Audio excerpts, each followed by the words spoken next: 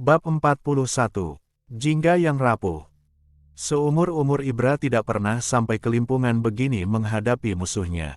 Setinggi apapun kekuasaan dan kekuatan lawan, biasanya dia mampu dengan mudah menyeretnya keluar. Tentu saja beberapa kali juga sempat kecolongan. Seperti saat dulu istrinya 2 kali nyaris mati, hingga kehilangan Raka dan Dini. Namun, kali ini beda. Mereka terlalu licik dan pengecut, terus bersembunyi dan memukul diam-diam saat Ibra lengah. Setelah Mirror sempat diteror, sekarang bahkan kafe peninggalan mendiang Papa Gala juga habis terbakar. Bukan lagi berang, tapi dia benar-benar naik pitam ketika ke sana dan melihat sendiri kafe sahabatnya hangus tak tersisa. Jingga yang dari tempat Max langsung menuju ke sana pun hanya berdiri mematung, tidak ada yang baik-baik saja. Terlebih Gala, Luru gemetar dihantam amarah. Entah apa salahnya, hingga mereka seperti terus menghancurkan apapun yang dia miliki. Mulai yakin, kalau ini semua kemungkinan memang masih ada hubungannya dengan keluarga mendiang mamanya. Tapi, siapa? Dia mana mungkin punya gambaran, sedang sejak kecil sudah kehilangan mereka. Neneknya meninggal hanya selang beberapa tahun setelah kematian mamanya. Sudah hampir menjelang pagi ketika Jingga akhirnya memutuskan pulang ke rumah bersama papanya dan Gala. Ada banyak hal penting yang harus dirundingkan dengan papanya setelah ini. Lagi pula dia sudah terlalu lelah. Butuh berbaring sebentar memberi waktu tubuh dan pikirannya istirahat sejenak. Namun, emosinya kembali meledak begitu membuka pintu kamarnya. Semua barang-barangnya berantakan. Gaun pengantin yang kapan hari oleh Ki diantar ke rumah, tampak. Compang camping tergeletak di atas tempat tidurnya. Foto prewedding yang tadinya mau dia bakar, juga hancur terkoyak dengan muka disiram tinta merah. "Kenapa, bos?" tanya Nova mendekat melihat Jingga berdiri mematung di depan pintu. Begitupun Gala dan Biru yang baru pulang dari klub menggantikan tugas kakaknya. "What the F asterisk CKK?" Biru melongo melihat kondisi di dalam. Anjing gila satu itu kembali bikin ulah. "B asterisk ngestetete si asterisk lan," seru Nova yang mondar-mandir memeriksa setiap sudut kamar sambil terus mengumpat kasar. Dia perlu memastikan perempuan seneng itu tidak bersembunyi di situ. "Jingga," suara Gala tercekat. Sesak menatap Jingga yang sampai gemetar menahan emosinya. "Keluar, kalian semua, keluar dari sini," ucapnya melangkah masuk ke dalam kamarnya. Sempat saling pandang, mereka pun terpaksa menuruti perintah Jingga. Setelah Nova dan Biru keluar, dia membanting pintunya dan mengunci dari dalam. Mereka bertiga hanya bisa berdiri di luar tanpa bisa berbuat apa-apa, ketika dari dalam terdengar amukan Jingga yang sepertinya membanting barang-barang dan memecahkan kaca. Ibra tergopoh naik dan mendapati ketiganya mematung di depan kamar Jingga. "Ada apa lagi? Jingga kenapa?" tanyanya was-was. Angg asterislah sebelah nyelonong masuk mengobrak-abrik kamar Kak Jingga. "Pak, gaun pengantin, foto prewedding, dan barang di kamarnya hancur tak karuan," jawab Biru geram. Ibra menghela nafas panjang. Hatinya sakit bukan main mendengar teriakan anaknya dan suara gaduh barang-barang yang dihancurkan. Inilah puncak amarah yang sudah dipendamnya selama ini. Dia tak bisa lagi diam menyimpan sakitnya sendirian. "Buka pintunya, Fa," perintahnya ke Nova. Tanpa repot-repot mencari kunci, Nova merogoh P asterisk S asterisk U lipat dari dalam sakunya lalu mencongkel pintu bosnya. Perlahan Ibra membuka pintu. Dadanya bergemuruh mendapati kamar Jingga benar-benar seperti kapal pecah. Begitupun Gala, Biru dan Nova yang ikut melongok dari luar. Kalau sudah begini, hanya papanya yang berani mendekat. Setelah kembali menutup pintu, Ibra masih berdiri menatap anaknya yang duduk bersimpuh di lantai. Tidak ada umpatan kasar, apalagi tangis.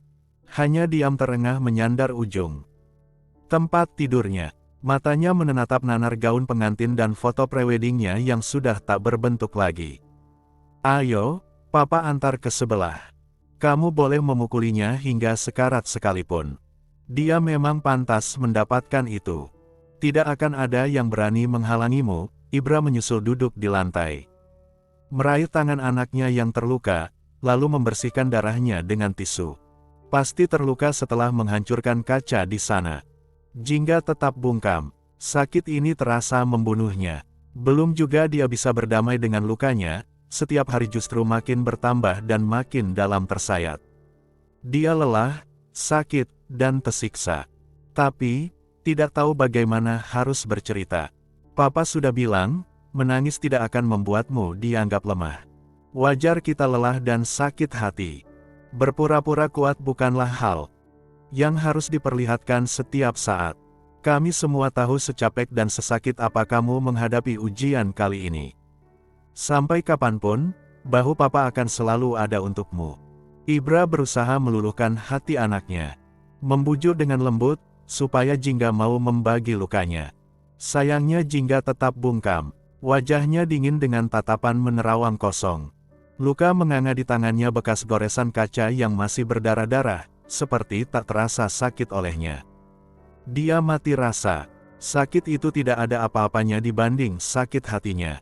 Jangan membuat Papa merasa seperti orang tua yang tidak berguna, Jingga. Kami tahu kamu kesakitan, tapi Papa tidak bisa berbuat apa-apa. Bahkan, sekedar memelukmu saja tidak berani, karena khawatir justru menghancurkan dinding pertahananmu. Kalian sakit, Papa. Jauh lebih sakit. Melihatmu terluka, Papa juga hancur berdarah-darah. Si Asteris L-nya Papa bisa melindungi mereka, tapi tidak bisa berbuat apa-apa ketika kalian yang disakiti. Bahu Jingga bergetar. Menunduk menatap tangannya yang digenggam erat oleh papanya.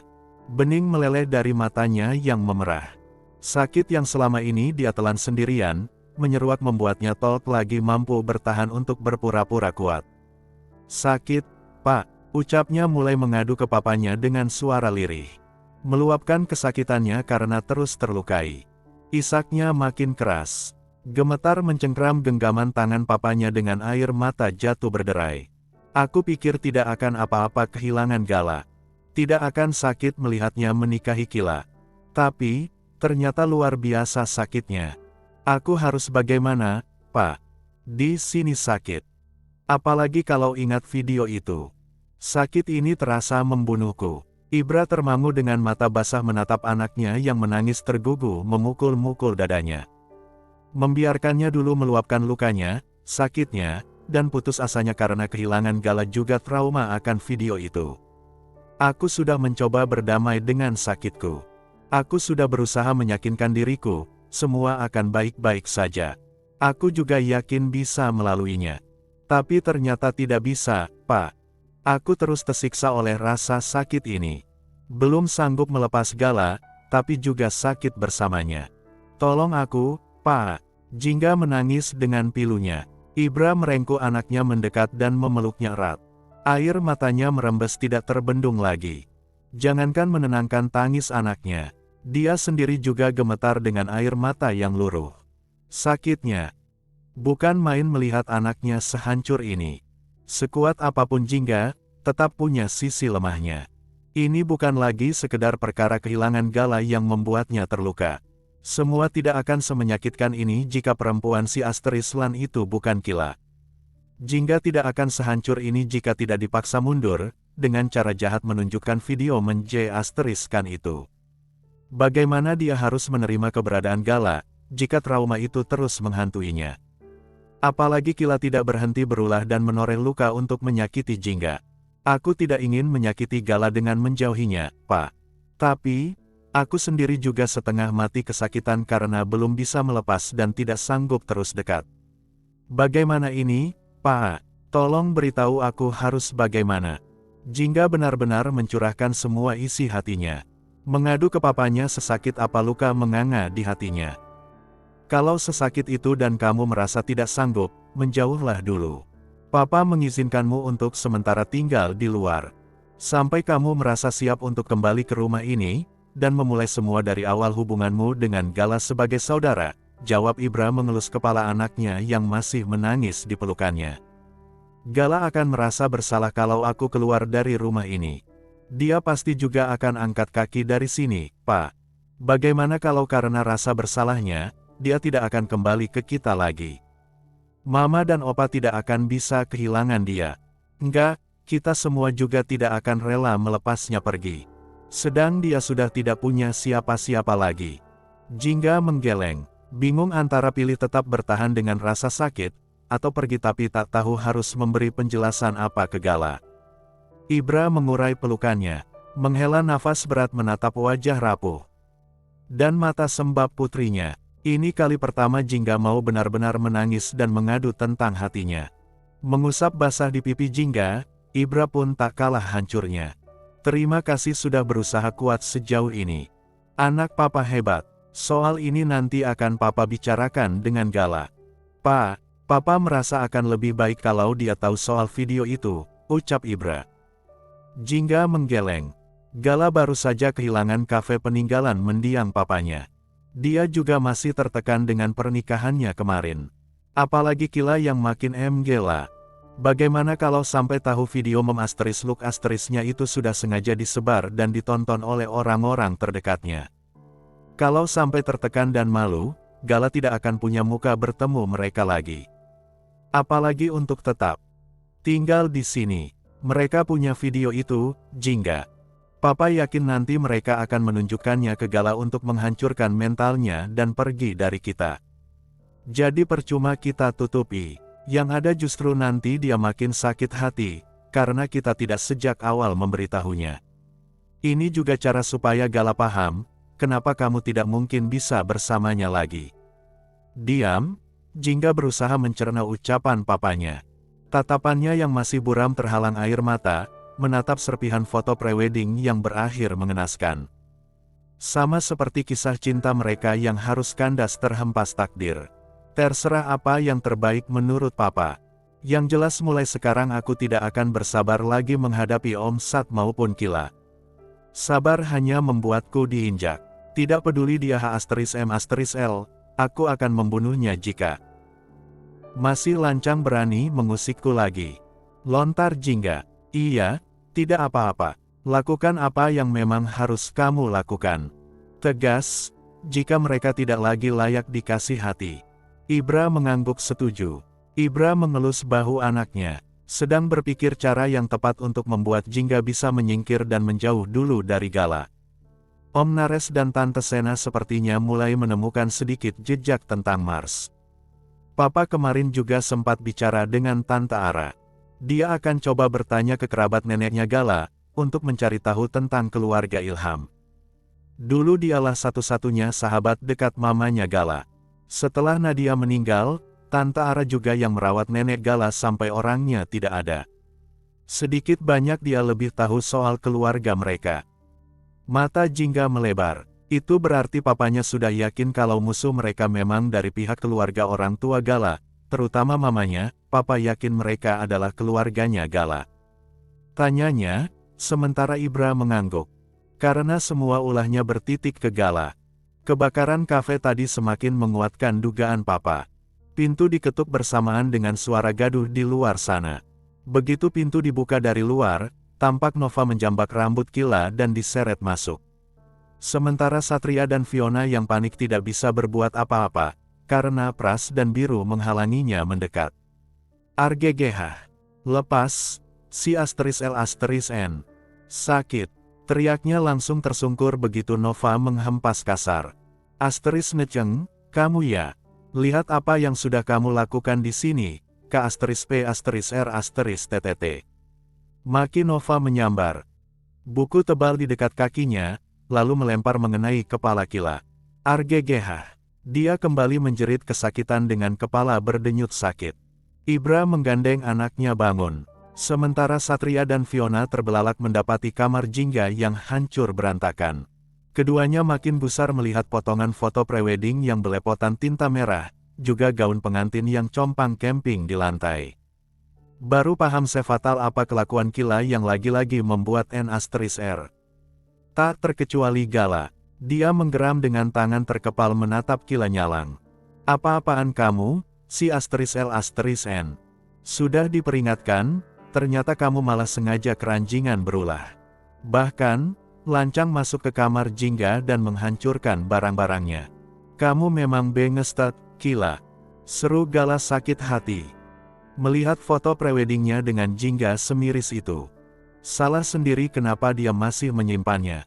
Buat apa coba? Aku tidak akan membiarkan mantan si *L*N-mu itu terus jadi pengganggu hubungan kita, Gal. Harusnya dia berterima kasih karena aku membantunya supaya bisa cepat move on dari suami orang. Sahut Kila enteng dengan senyum lebar ke Jingga. Suami. Gala tertawa sinis. Mendekat ke Kila, dia mencengkram rahangnya hingga meringis kesakitan. Jangan pernah mimpi aku akan sudi menganggapmu sebagai istri. Melihatmu saja aku J*K. Apalagi harus hidup denganmu. Tunggu sampai anak itu L*H*R. Aku akan balas kamu berkali lipat lebih menyakitkan. Geramnya dengan bibir gemetar, tapi Kila malah terkekeh. Kamu pikir dengan mencampakkanku, lalu Jingga mau kembali ke kamu? Mimpi, kamu.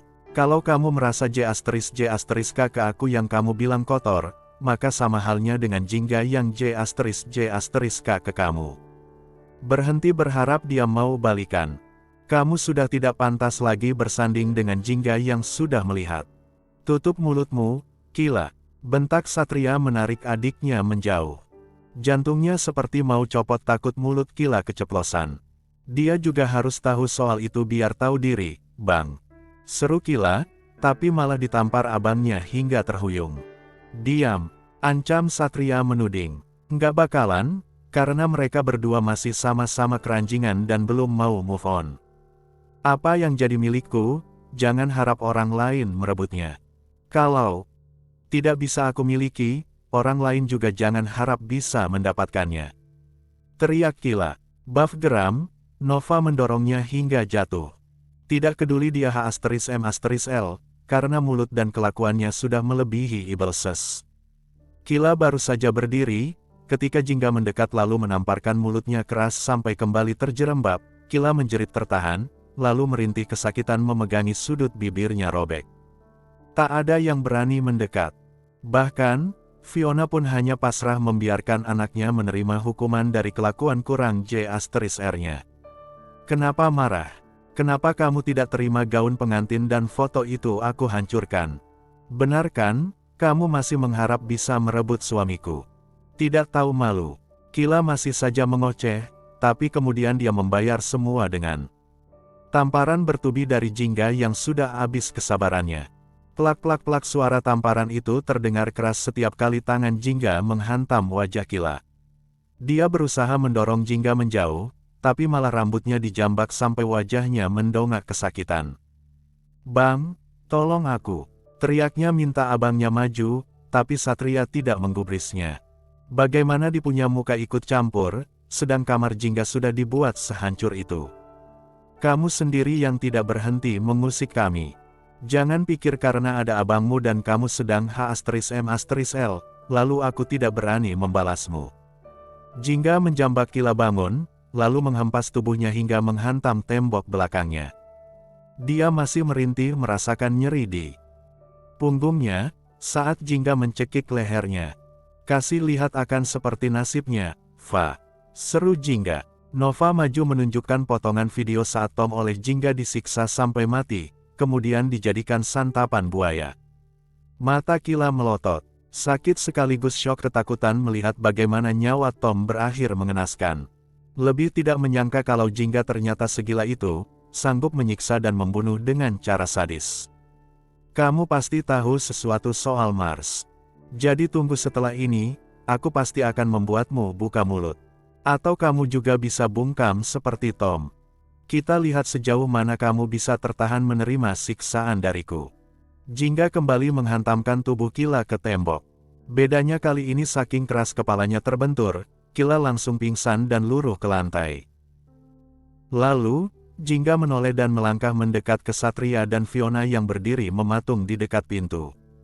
Dua manusia bebal ini juga tidak kalah menyebalkan. Terus bilang maaf, tapi tetap tidak bertindak tegas.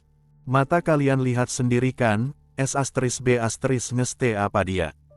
Ini kali terakhir aku membiarkan dia menginjak rumah kami. Sekali lagi kalian lengah dan membiarkan dia bikin ulah, aku akan patahkan kedua tangan dan kakinya. Jangan memaksaku untuk jadi keponakan yang kurang J*R, Om Sat. Om punya andil besar hingga Kila bisa leluasa berulah di sini.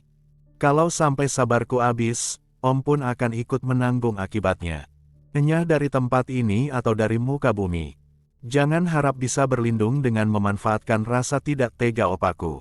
Orang tidak tahu M*L juga ada batasannya, Om. Jangan karena kami baik, jadi menganggap bisa terus kalian nejka begini. Kamu salah cari lawan. Desus Jingga menatap tajam di depan muka Satria. Sat, paha Kila ada darahnya. Seru Fiona kaget. 3 hours later. Bab 42. Mendadak dilamar. Sebenci apapun mereka ke Kila, tapi tidak mungkin sejahat itu sampai berharap dia ke Gur N. Terlebih galak. Biar bagaimanapun masih ada kemungkinan bayi itu anaknya. Jadi begitu melihat Kila pendarahan, dia bergegas membopongnya turun untuk dibawa ke rumah sakit. Menyisakan mereka yang masih pusing dengan begitu banyak permasalahan rumitnya. Karena kamarnya yang tidak mungkin ditempati, Jingga akhirnya menyusul tidur Nes. Tidak lagi peduli dengan kondisi Kila yang kemungkinan bisa saja ke Ran. Salah sendiri. Semua karena kelakuan sintingnya yang terus bikin ulah dan ngajak ribut. Bahkan, kalau nanti dia disalahkan karena tadi memang main tangan mendorong dan menamparnya pun, Jingga juga tidak ambil pusing. Itulah batas kesabarannya, dan Kila sendiri yang telah melampauinya. Bangun saat hari telah siang, dia kembali ke kamarnya yang telah kembali rapi seperti sedia kala. Bukan cuma foto prewedding, tapi semua foto kebersamaannya bersama Gala yang tadinya terpanjang telah dirusak. Tak apa, Jingga justru bersyukur karena Kila membantunya menyingkirkan benda-benda yang tak seharusnya dia simpan lagi. Tak boleh ada sedikit pun tersisa kenangan bersama Gala. Mulai sekarang hubungan mereka harus diriset ulang ke setelan awal sebagai saudara. Bos, mau langsung ke rumah sakit jenguk Opa? Tanya Nova begitu melihat bosnya turun dari lantai atas dengan kondisi lebih segar. Angguk Jingga bergegas ke meja makan. Sepi, rumah mereka yang biasanya selalu riuh dengan derai tawa dan teriakan si bontot, sekarang tampak lengang. Jingga jarang makan sendirian, meski selalu paling akhir karena bangun sudah lewat jam makan siang. Oma-opanya, atau mamanya akan menemaninya duduk di meja, sambil bercerita dan tanya apapun tentang seharian yang dilaluinya. Kamu sama Pras sudah makan? Tanya Jingga malah hanya menatap masakan di meja tanpa minat. Sudah, angguk Nova duduk di seberang meja menghadap cangkir kopinya. Loh, bos nggak jadi makan. Dia melongo melihat Jingga menggeleng. Malah menuang secangkir kopi, lalu duduk sambil membuka ponselnya yang sudah berjubel dengan chat masuk dan beberapa panggilan tak terjawab. Dari Max yang paling banyak. Dia pasti sudah mendengar tentang kejadian tadi, jadi khawatir setengah mati. Tanpa sadar Jingga tersenyum membaca puluhan chatnya. Mana pernah terlintas di benaknya, kalau justru kulkas menyebalkan itu yang selalu di sampingnya di saat-saat paling sulitnya. Kulkas dari tadi berisik, tanya kondisi bos terus. Pesan nanti ke rumah sakit jam berapa, katanya mau disusul, gerutu Nova juga menunjukkan chat dari Max. Abis ini kita ke rumah sakit. Nanti agak sore ke kantor Linzone ketemu papa sama Om Nares. Tante Sen juga mau ke sana. Semoga saja nanti beneran ada titik terang soal Mars, lontar Jingga mengetik pesan untuk Max. Bos. Gumam Jingga tanpa mendongak. Masih fokus membalas chat dari Max dan Hera. Si ulat bulu nggak ke Ran. Cuma karena kandungannya lemah dan pendarahan, harus dirawat beberapa hari di rumah sakit. Si N banget, kan? Semalam bos susah payah bujuk opanya supaya mau dirawat, biar bisa tenang di sana. Malah tuh Gundik ngintilin juga ke rumah sakit. Awas saja kalau sampai rusuh. Aku putas beneran tuh mulut. Ucap Nova seketika mengingatkan Jingga soal itu. Iya juga, bisa-bisanya sesial ini malah si Biang Krok ngikutin opanya dirawat. Dia pasti disuruh bedres. Nggak bakal berani macam-macam. Lagi pula aku sudah ingatkan mereka, untuk tidak teledor lagi mengawasinya. Setelah menghabiskan kopinya mereka pun berangkat ke rumah sakit. Setidaknya beberapa hari ini rumah bisa adem, karena Kila tidak ada. Jingga juga tidak perlu menghindar ke tempat lain. Pras, panggil Jingga ke Pras yang sedang mengemudi. Iya, kirim orang untuk berjaga di Golden, Seven, dan hotel. Perketat pengamanan supaya tidak kecolongan lagi. Kalau kurang orang, nanti aku minta ke Opa Bimo atau pakai orangnya Max dulu. Titahnya mulai lebih waspada. Oke, angguk Pras paham. Bagaimana keadaan mereka yang kapan hari terluka di Mirror? Tanyanya menyandarkan kepalanya yang masih sedikit pusing. Sudah membaik, kemarin pulang dari rumah sakit. Minggu depan sudah bisa balik kerja lagi, jelas Nova. Jingga mengangguk, lalu memejamkan matanya untuk memikirkan lagi soal lain. Kalau benar akar dari masalah ini adalah keluarga mamanya Gala, kira-kira celah mana yang luput dari perhatian papanya? Secara keluarga Ilham sekarang hanya menyisakan Gala. Nenek Gala hanya punya putra tunggal, Bramasta. Omnya Gala yang jahat itu pun dulu juga belum menikah. Nadia mamanya Gala adalah anak dari selingkuhan, yang kemudian dirawat oleh istri sah. Itu kenapa Bramasta benci dan jahat ke adiknya. Sampai-sampai Nadia yang ketahuan H*M*L disekap dan Dip*S*N sampai depresi, karena bayinya yang baru lahir langsung dibuang ke panti asuhan. Hingga ketika sampai rumah sakit, Jingga melongo mendapati Max malah sudah menunggunya di lobi. Nova hanya gedek. Gimana bosnya lama-lama nggak lumer, kalau belum sudah bucinnya ugal-ugalan gitu. Kok kamu sudah sampai sini? Tanya. Jingga setelah menghampiri Max yang menenteng paperback, kebetulan tadi abis ketemu klien dekat sini, jadi sekalian mampir. Kamu belum makan, kan? Max mengulurkan paperback-nya. Nggak lapar. Ini apa? Dia menerima pemberian Max dan mengintip isinya. Senyumnya langsung mengembang mendapati coklat, jus, dan kue kesukaannya.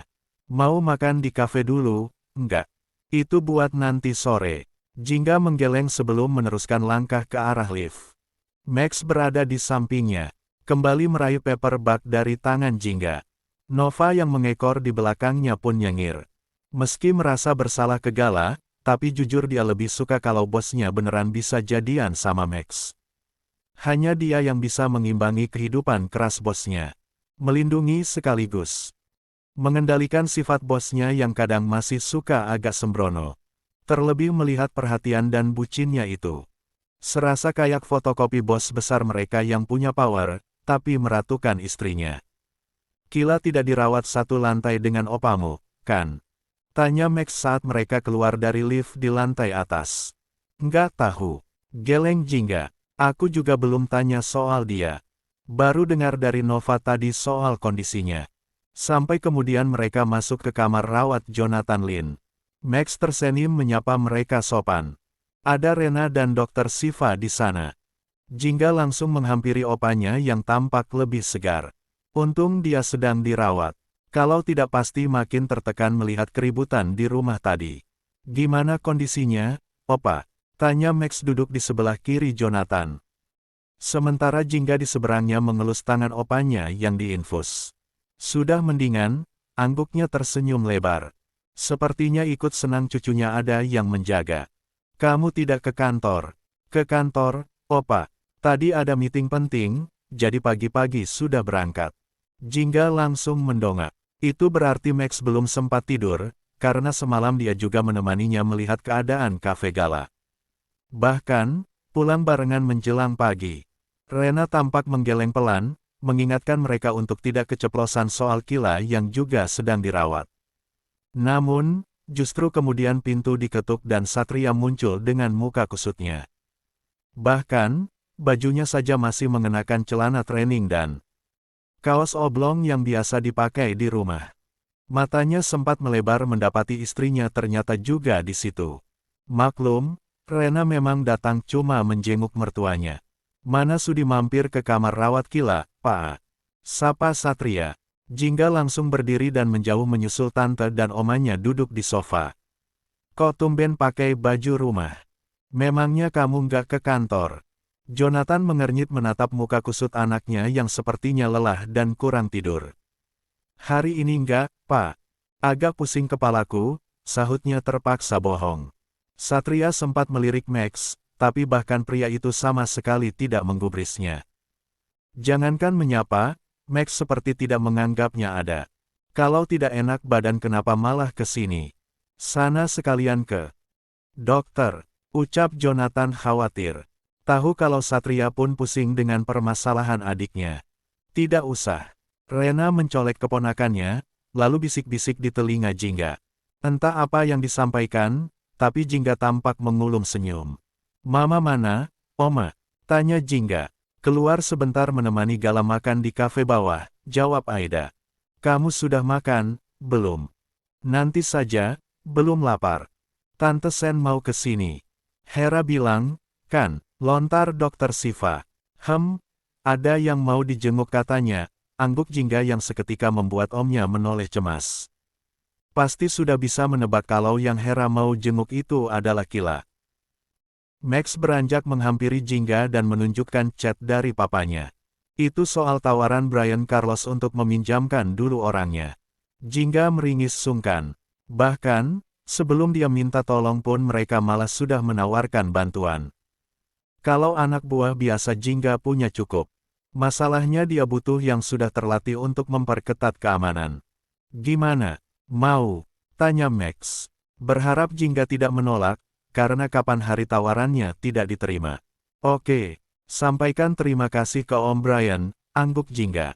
Aku langsung minta mereka cari Jack ke Mirror saja, iya. Tanpa sadar tangan Max merapikan rambut Jingga yang jatuh mengenai mata. Lagi-lagi Jingga mengangguk. Keduanya tidak ngeh kalau sedang diperhatikan tante dan omanya. Sampai Nova yang baru keluar dari toilet berdeham pelan. Max seperti sadar, lalu menarik tangannya menyingkir dari wajah Jingga. Hati-hati, nyaman itu jebakan. Sindir Dokter Siva tanpa menyebut nama, menatap Jingga. Jebakan untuk jatuh cinta. Lanjutnya yang membuat Rena terkekeh geli. Salah tingkah, Jingga mendelik ke Max yang malah nyengir.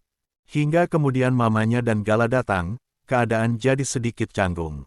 Bukan cuma Satria dan Rena yang masih perang dingin, tidak bertegur sapa. Tapi juga keberadaan Jingga, Gala, dan Max di sana. Makan dulu. Tadi kami ketemu Pras di bawah. Dia bilang kamu belum makan di rumah. Gala mengulurkan plastik berisi box makanan yang dibeli dari kafe. Tidak ingin merusak suasana, Jingga pun menerimanya. Gala baru saja mau meletakkan bokongnya, ketika Satria tiba-tiba beranjak dengan wajah sedikit paniknya. Ikut Om sebentar, Gal.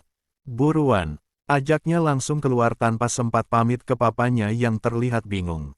Gala mendengus tidak senang, tapi tetap mengikuti Satria keluar dari sana. Jingga menghela nafas menahan sesak. Box makanan dia letakkan lagi, tanpa menyentuh isinya. Kok nggak dimakan? Mau mama suapin? Freya menatap anak perempuannya yang menggeleng. Nanti saja, sekarang belum lapar, bukan nggak lapar, tapi enek. Lia? Kan? Rena tersenyum kecut. Itu juga yang dia rasakan sejak kepulangan Kila dari London yang kelakuannya makin menjadi. Bos, diminta ke Linzone sekarang. Penting katanya. Tante Sena sama Oneng juga putar arah langsung ke sana, seru Nova. Jingga bergegas berdiri, lalu berpamitan ke opanya. Begitupun Max yang juga ikut Jingga pergi. Bukan kurang kerjaan, tapi papanya yang sudah di kantor Ibra juga memintanya datang ke sana. Sepertinya ada kabar penting. Pintu lift baru saja terbuka. Tiba-tiba Jingga mematung mendapati Satria, Fiona dan Gala di dalam dengan Kila duduk di kursi roda. Sama, mereka pun juga tampak terkejut. Haish, perasaan sial terus, kemana-mana ketemu ulat bulu. Bikin gatal saja, gerutu Nova sengit. Aku juga tidak sudi dekat kalian. Untung anakku tidak apa-apa. Kalau tidak aku pasti buat perhitungan sama kamu. Kila melotot ke Jingga. Diam kamu, Kila, bentak Satria. Greget mulut adiknya mulai lagi cari masalah. Padahal aku udah ngarep tuh anak biar hilang sekalian.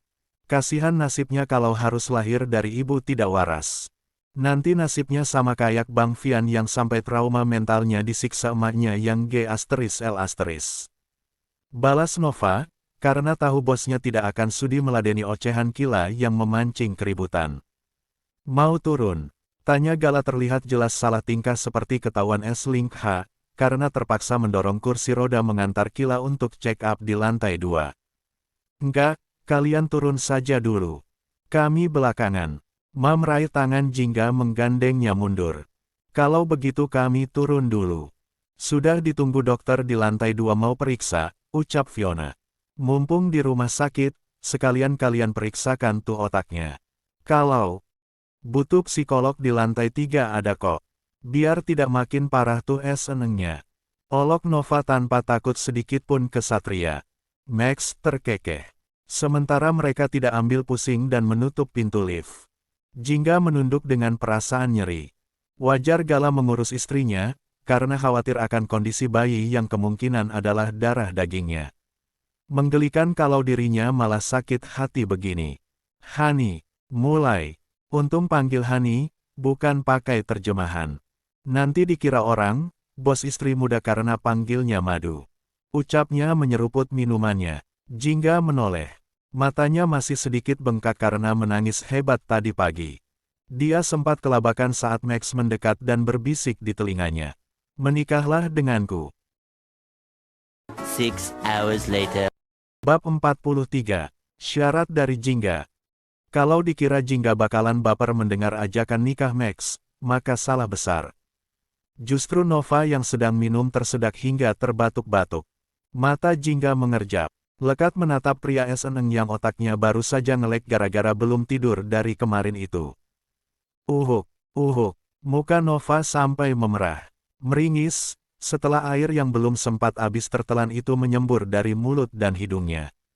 Haish, si Asterislan. Kulkas kalau ngeprank orang tidak kira-kira. Gerutunya menarik kerah jaketnya untuk mengelap mulut yang belepotan basah. Jingga tertawa pelan. Menganggap Max sedang kumat konyolnya, seperti biasa dia yang akhir-akhir ini jadi suka menggombal. Kalau ngantuk tidur, bukan malah ngelindur. Tanggapnya santai sambil menekan tombol lift. Butuh psikolog juga kayaknya kita bawa dulu dia ke lantai 3 yuk, bos. Timpal Nova yang biasa celometan saja, juga menganggap Max sedang bercanda dengan gombalannya. Max mendecak kesal. Iya, salahnya sendiri asal lamar seperti mau ngajak makan. Dia juga tidak tahu kenapa mulutnya tiba-tiba nyeletuk begitu. Mungkin saking greget dengan tontonan barusan. Tidak tega Jingga serba salah dan sakit hati melihat Gala sibuk mengurus Kila. Wajahnya boleh tenang, tapi matanya yang kesakitan tidak bisa berbohong, coba kalau diajak gelut. Pasti langsung diiyain sama bos, ucap Nova mengekor masuk ke dalam lift. Sudah bolak-balik aku tantang kok. Tapi tidak pernah diiyain. Sahut Max menekan tombol angka 1. Oke, Cengmo. Max langsung menoleh menatap Jingga yang baru saja menerima ajakan duelnya. Padahal sudah berkali-kali dia ingin menjajal sejauh mana kemampuan tarungnya, tapi tak pernah digubris. Melihat Jingga duel dengan lawan tentu saja sudah berkali-kali. Dulu sekali bahkan dia bisa mengimbangi Ezra yang merupakan bodyguard pilihan kepercayaan papanya. Makanya Max penasaran. Tuh, kan, Nova langsung girang. Kapan lagi dia bisa lihat mereka duel? Ingin tahu apakah kulkas bucin itu tega membanting dan menendang Haninya. Serius? Tanya Max memastikannya lagi. Takut. Jingga melirik Max yang mengulum senyum senangnya. Takut kamu berubah pikiran. Kapan? Dia sudah tidak sabaran. Nanti selesai urusan di Linzone. Sumpah demi apa Max sampai cengar-cengir terus kayak dapat hadiah spesial. Jingga terpaksa mengikuti Max semobil dengannya. Sementara Pras dan Nova mengikuti di belakang. Sakit? Tanya Max tanpa menoleh. Apanya? Jingga bingung, karena merasa tidak ada yang terluka. Lihat Gala mengurus Kila. Tidak perlu membahasnya. Yang di perut Kila kemungkinan anak Gala. Biarpun siri, dia juga tetap istrinya. Wajar kalau dia yang urus dan menemaninya di rumah sakit. Tidak ada sangkut pautnya denganku.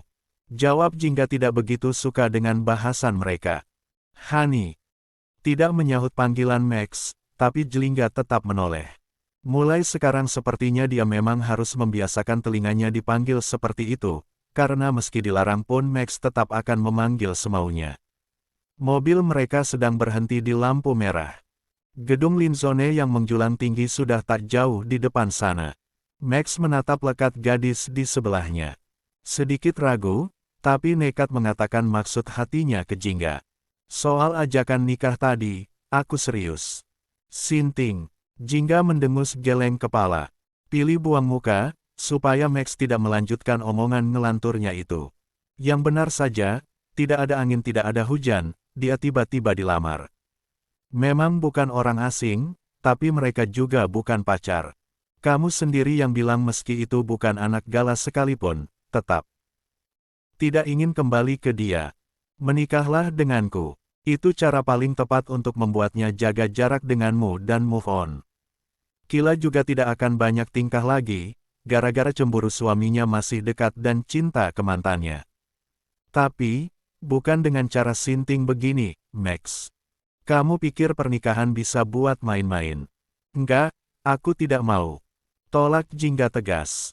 Sesakit apapun dia patah hati, tidak bakal sampai gila pilih jalan pintas menikah dengan pria yang tidak dia cintai. Jadi, kamu akan tetap bertahan dengan kisruh seperti ini. Menurutmu apa Gala akan semudah itu melepasmu? Setiap hari bertemu, tinggal satu atap. Yakin, kamu juga bisa menghapus rasamu. Sampai sejauh mana kamu sanggup sakit hati dan dianggap orang ketiga di pernikahan mereka? Max, seru Jingga dengan suara meninggi dan muka marahnya mengangguk. Max pun diam tidak melanjutkan bahasannya.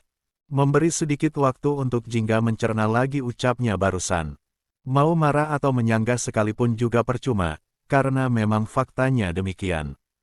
Mobil kembali melaju. Jingga duduk dengan tidak nyaman. Entah apa yang salah dengan Max, sampai tiba-tiba sekoyol ini mengajaknya menikah. Serumit dan sesalkit apapun jalan yang harus dia lalui setelah ini, menikah dengan pria ini sama sekali tidak pernah ada di benaknya. Dia tidak seputus asa itu sampai menjadikan Max pelarian hatinya. Mobil mereka berbelok memasuki halaman kantor Linzone.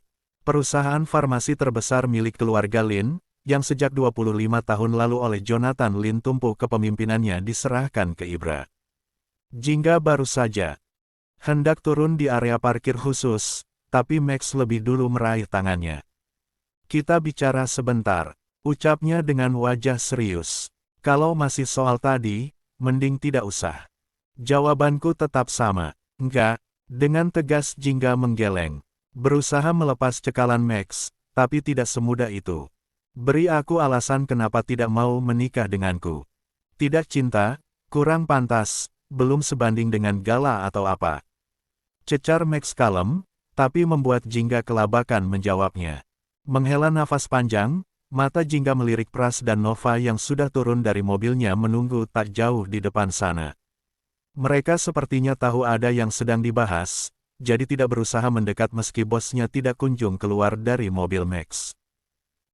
Hani, bukan masalah kamu pantas atau tidak.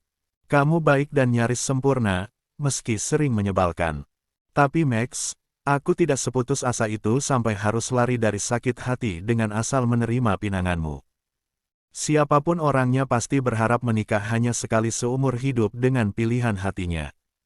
Aku pun begitu, ucap Jingga menanggapi serius juga.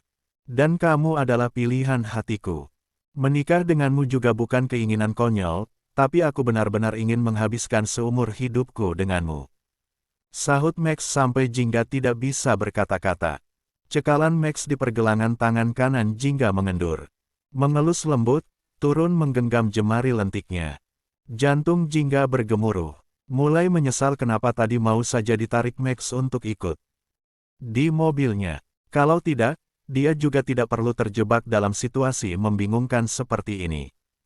Jangan memaksaku untuk menolak dengan kata-kata yang akan membuatmu sakit hati, Max.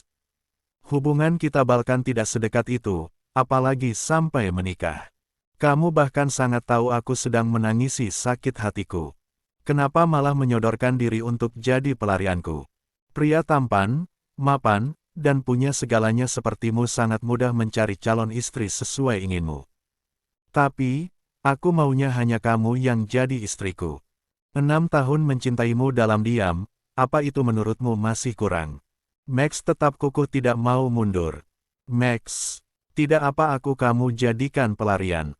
Aku juga paham kamu butuh waktu untuk sembuh dan move on dari Gala. Karena itu menikahlah denganku. Di satu sisi kamu bisa menyelesaikan masalah cemburunya Kila dan membuat Gala jaga batasan. Di sisi lain aku bisa sepenuhnya membantu kalian menghadapi lawan kali ini. Tapi, kamu nggak cinta ke aku. Iya, kan? Tebak Max malah tersenyum melihat Jingga terdiam. Tadinya Max pikir mencintai tunangan orang selama 6 tahun, adalah hal paling gila dalam hidupnya. Tapi, ternyata salah. Saking cintanya dia ke Jingga, Max bahkan nekat mengajaknya menikah, meski tahu gadis dingin dan keras kepala ini sama sekali tidak tertarik padanya. Menunduk menatap jemari di genggamannya, Max tersenyum ingat gurauan dokter Siva tadi. Hati-hati nyaman, karena itu jebakan yang akan membuatmu jatuh cinta. Dia sudah mulai bisa membuat Jingga nyaman hingga membiarkannya sedekat ini. Padahal biasanya bertegur sapa saja Jingga enggan. Lalu, apa yang tidak mungkin dengan membuat dia jatuh cinta? Menikahlah denganku dan aku akan membuatmu jatuh cinta padaku. Sinting. Jingga menarik tangannya dari genggaman Max, lalu berbalik hendak membuka pintu. Namun, lagi-lagi dia ditarik mendekat. Kali ini bahkan pinggangnya yang ditarik merapat, sampai dia terhempas jatuh ke pelukan Max. Nova yang melihat dari luar melotot melihat bosnya jatuh di pelukan Max. Dia hampir menjerit sambil menuding, tapi oleh Pras diseret menjauh. Lepas. Jangan gila, kamu. Geramnya meronta berusaha mendorong pria itu menjauh, tapi Max malah makin erat melingkarkan lengannya di pinggang Jingga. Kenapa? Takut jatuh cinta padaku. Goda Max menikmati wajah cantik Jingga yang merona. Aku masih cukup waras untuk tidak ikut ajakan gilamu itu. Menikah tanpa cinta? Enggak, terima kasih. Aku sama sekali tidak tertarik. Ucapnya ketus. Lebih gila mana dengan tetap bertahan di tengah hubungan Kila dan Gala. Kamu sendiri kan yang bilang, biarpun hanya nikah siri, tapi itu sah. Bagaimana juga jika anak itu darah daging Gala? Kamu mau terus dianggap orang ketiga dan membiarkan Kila gaduh di rumahmu. Jangan bodoh hanya diam menelan sendiri rasa sakitmu, tanpa berbuat apa-apa untuk menghindar, Hani. Diam, bentak Jingga kesal. Gala tidak akan menyerah begitu saja meski kamu berusaha menjauh, karena dia tidak tahu alasanmu yang tersakiti karena video itu. Aku akan menemanimu hingga luka di hatimu sembuh. Ucap Max dengan wajah mendekat tapi, bukan juga dengan cara menikah denganmu. Balas Jingga mulai gemetar. Matanya bergerak cemas. Deru nafas mereka terdengar memburu saking dekat jarak wajah keduanya. Sialnya Jingga tidak berkutik untuk sekedar menonjok Max yang kurang ajar memeluknya, meski dia lebih dari mampu melakukannya. Kalau alasanmu karena cinta, aku bahkan sudah tergila-gila saking cintanya ke kamu. Aku akan membuatmu jatuh cinta padaku. Dan selama aku belum bisa melakukannya, aku juga tidak akan menuntut apapun hakku sebagai suamimu. Aku tidak akan menyentuhmu, sebelum kamu sendiri yang mengizinkan. Bagaimana? Tangan Jingga mencengkram erat kemeja putih yang Max kenakan.